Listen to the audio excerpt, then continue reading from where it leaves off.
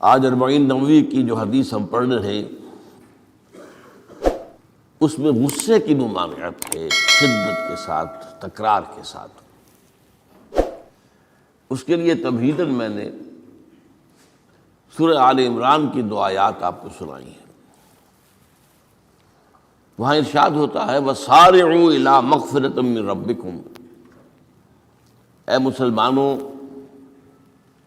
دوڑ لگا دو اور آگے سے آگے نکلنے کی کوشش کرو۔ مسارعت کے معنی ہوں گے تیز دوڑنے میں ایک دوسرے کے ساتھ مقابلہ کرتے ہوئے آگے نکلنے کی کوشش۔ سارعوا الی مغفرۃ من ربکم، اپنے رب کی مغفرت کی طرف دوڑو اور دوڑ میں مقابلہ کرو، ایک دوسرے سے آگے نکلنے کی کوشش کرو۔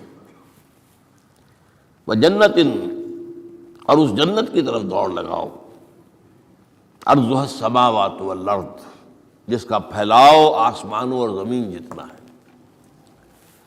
وعدت للمتقین، وہ تیار کی گئی ہے، سجائی گئی ہے، اسے پورے اہتمام کے ساتھ تیار کیا گیا ہے اہل تقویٰ کے لیے۔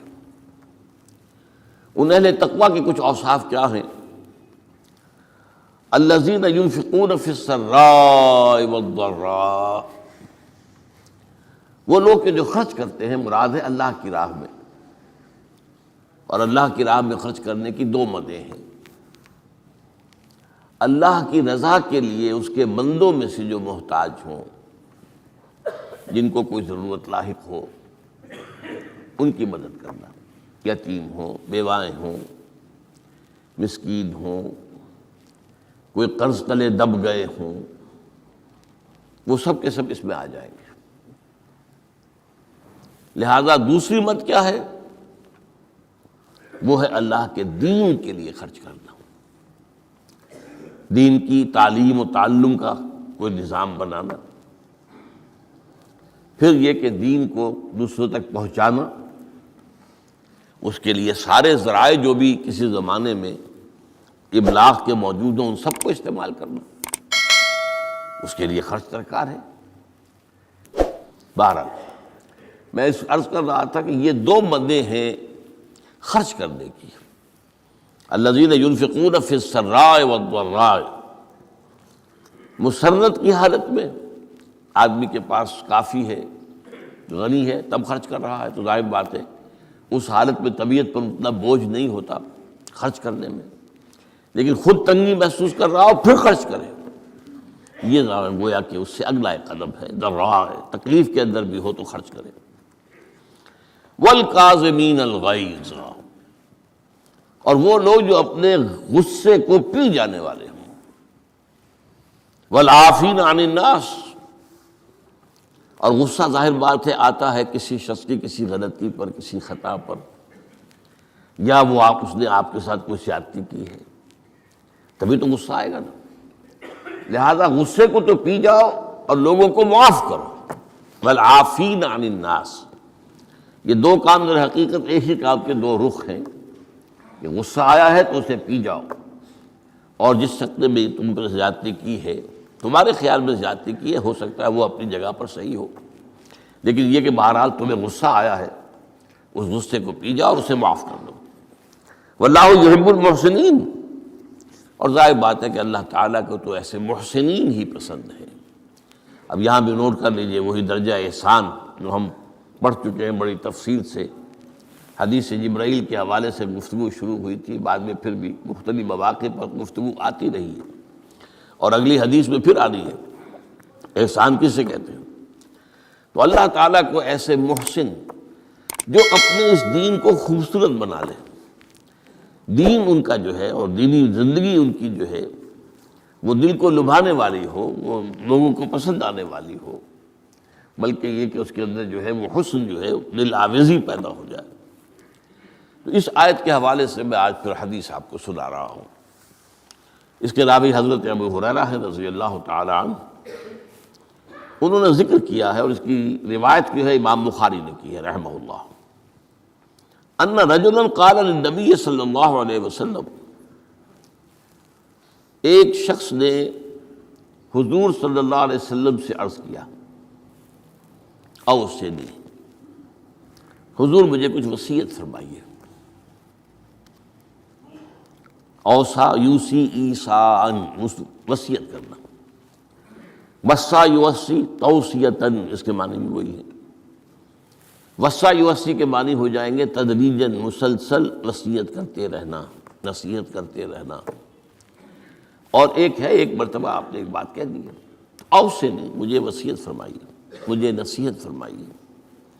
قال لا تغضب، آپ نے ایک ہی بات فرمائی، غصہ نہ کیا کرو، مغلوب الغضب نہ ہو جایا کرو، کہ غصہ آئے اور تم پر چھا جائے، تمہارے اوپر اپنا غلبہ کر دے۔ فردد مرارا، اب اس شخص کے دل میں شاید کوئی اور بات تھی، اس نے پھر پوچھا، اوصنی حضور، بس کیجیے وصیت مجھے۔ آپ نے پھر فرمایا لا تغضب، پھر پوچھا، وہ تکرار کرتا رہا اور حضور نے بھی ہر مرتبہ وہی بات کہی۔ اب اس سے اندازہ ہو جاتا ہے کہ یہ بات کتنی اہم ہے۔ پہلی بات تو میں آپ کو یہ بتا دوں کہ غصہ آ جانا کوئی غیر فطری بات نہیں ہے۔ غصہ اللہ تعالیٰ نے انسان میں رکھا ہوا ہے۔ البتہ غصے کے اعتبار سے حضرت حسن، غالباً حسن بصری رحمہ اللہ، ان کا ایک قول بڑا حکیمانہ ہے، بہت حکیمانہ ہے۔ وہ فرماتے ہیں کہ ایک انسان تو وہ ہوتا ہے جو پورا انسان ہوتا ہے، مکمل انسان ہوتا ہے، ایک ہوتا ہے نصف رجل، آدھا انسان، وہ انسانیت کے معیار پر پورا نہیں اترتا، ہاں نصف تک آ جاتا ہے۔ اور ایک انسان ہوتا ہے لیس برجل، وہ انسان ہوتا ہی نہیں، وہ حیوان ہوتا ہے۔ پورا انسان وہ ہے جسے غصہ دیر میں آئے اور جلدی رفع ہو جائے، اور آدھا انسان وہ ہے جسے غصہ جلدی آئے لیکن جلدی رفع بھی ہو جائے، یا دیر میں آئے تو دیر میں رفع ہو، یہ دونوں برابر ہو جائیں گے۔ جلدی غصہ آیا، جلدی ختم بھی ہو گیا، دیر میں آیا، دیر لگا دی جانے میں بھی۔ اور جو شخص سرے سے انسانیت کا مستحق ہی نہیں کہ اسے انسان مانا جائے، اسے غصہ جلدی آ جائے اور دیر میں جائے، تو وہ اصل میں پھر انسان نہیں ہے، وہ اخلاقی اعتبار سے پورا انسان کہلانے کا مستحق نہیں ہے۔ تو غضب کے اعتبار سے یہ تین درجے جو ہے وہ سامنے رہنے چاہیے۔ پھر مزاجوں کی بات بھی ہوتی ہے۔ اللہ تعالیٰ نے مختلف مزاج بنائے ہیں۔ بعض طبائع کے اندر جمال کا عنصر زیادہ ہوتا ہے، جمالی شخصیت، خوبصورت شخصیت طبعاً۔ بعض جلالی مزاج کے لوگ ہوتے ہیں، یہ ہمارے بزرگوں میں بھی ہوتا ہے، دیندار لوگوں میں بھی ہوتا ہے، یہاں تک کہ نبیوں میں بھی ہے۔ حضرت موسیٰ علیہ السلام جلالی طبیعت کے آدمی تھے، آپ کو معلوم ہے ان کے واقعات تو ہمارے سامنے ہیں جو قرآن میں موجود ہیں، کہ ایک قبطی کا اور ایک اسرائیلی کا جھگڑا ہو رہا تھا، اس اسرائیلی نے مدد مانگی تو حضرت موسیٰ نے ایک مکہ لگایا ہے اس قبطی کو اور اس کی جان نکال دی۔ تو ان کے غضب کا، ان کی جلالی طبیعت کا یہ عالم ہے۔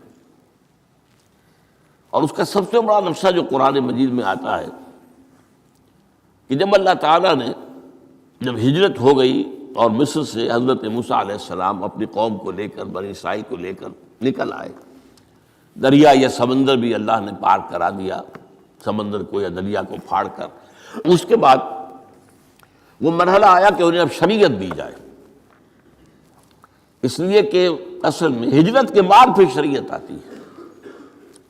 ہجرت سے پہلے کا وقت جو ہے وہ تو ایک کشاکش کے اندر گزرتا ہے، جیسے کہ 12 برس حضور کے مکے میں ہے، ایک کشاکش ہے جسے ہم عام طور پر کشمکش کہہ دیتے ہیں، ایک سٹرگل ہے، اس میں مصیبتیں ہیں، تکلیفیں ہیں، ماریں کھائی جا رہی ہیں وغیرہ وغیرہ۔